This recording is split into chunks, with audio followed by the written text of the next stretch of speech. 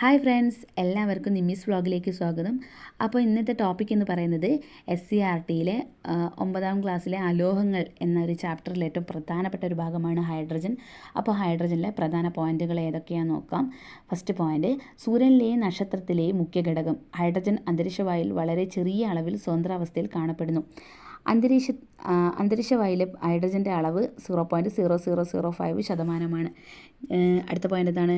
ജൈവവസ്തുക്കളിൽ ധാരാളമായി ഹൈഡ്രജൻ അടങ്ങിയിരിക്കുന്നു. ഹൈഡ്രജൻ കണ്ടെത്തിയ ശാസ്ത്രജ്ഞനാണ് ഹെൻറി കാവൻഡിഷ്. 1766 ബ്രിട്ടീഷുകാരനാണ്. കത്തുന്ന വായു എന്ന് ഹൈഡ്രജനെ വിശേഷിപ്പിച്ച ശാസ്ത്രജ്ഞനാണ് ഹെൻറി കാവൻഡിഷ്. ജലം ഉണ്ടാക്കുന്നത് എന്ന അർത്ഥം വരുന്ന ഹൈഡ്രോജൻസ് എന്ന പദത്തിൽ നിന്നാണ് ഹൈഡ്രജൻ എന്ന പേര് ലഭിച്ചത്.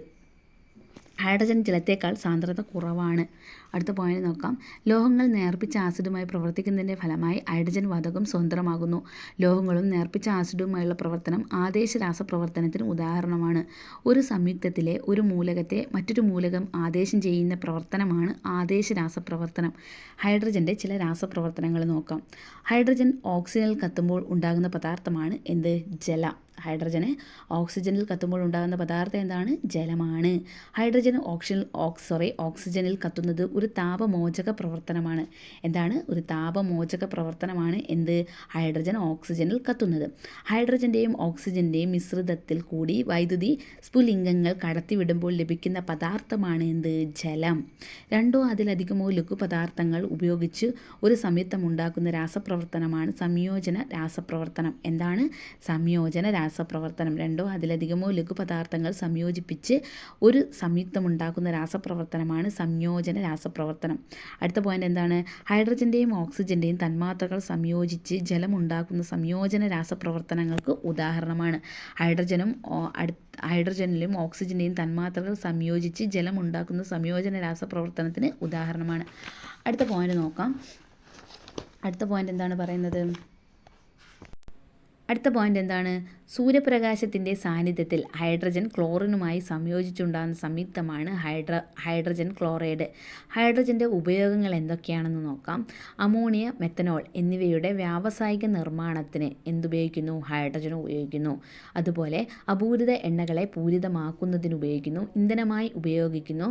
ഹൈഡ്രോക്ലോറിക് ആസിഡുകളുടെ നിർമ്മാണത്തിന് ഉപയോഗിക്കുന്നു. വെൽഡിങ്ങിന് ഉപയോഗിക്കുന്നു. അടുത്ത പോയിന്റ് എന്താണ്? കത്തുന്ന വാതകം എന്നറിയപ്പെടുന്നത് ഹൈഡ്രജനാണ്. 1 ഗ്രാം ഹൈഡ്രജൻ ജ്വലിക്കുമ്പോൾ ഉണ്ടാകുന്ന താപോർജ്ജത്തിൻ്റെ അളവാണ് 143 calorie joule per gram. Calorie മൂലം ഏറ്റവും കൂടിയ ഇന്ധനമാണ് ഹൈഡ്രജൻ.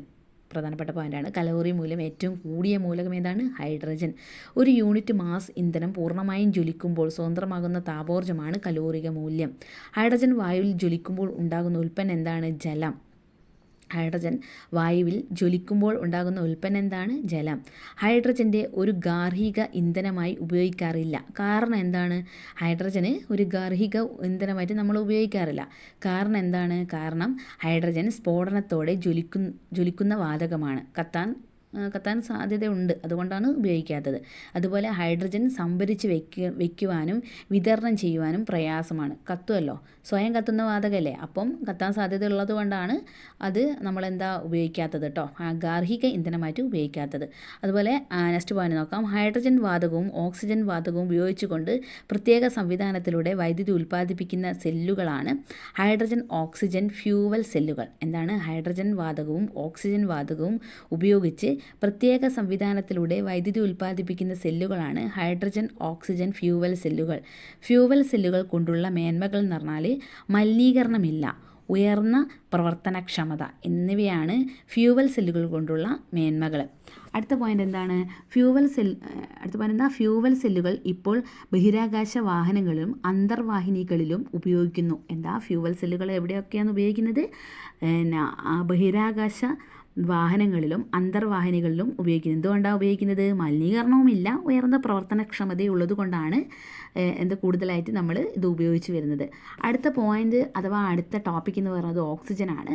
അത് നമുക്ക് നെക്സ്റ്റ് ക്ലാസ്സിൽ പഠിക്കാം. ഹൈഡ്രജൻ നല്ലോണം പഠിക്കാം കേട്ടോ. Okay, bye, thank U.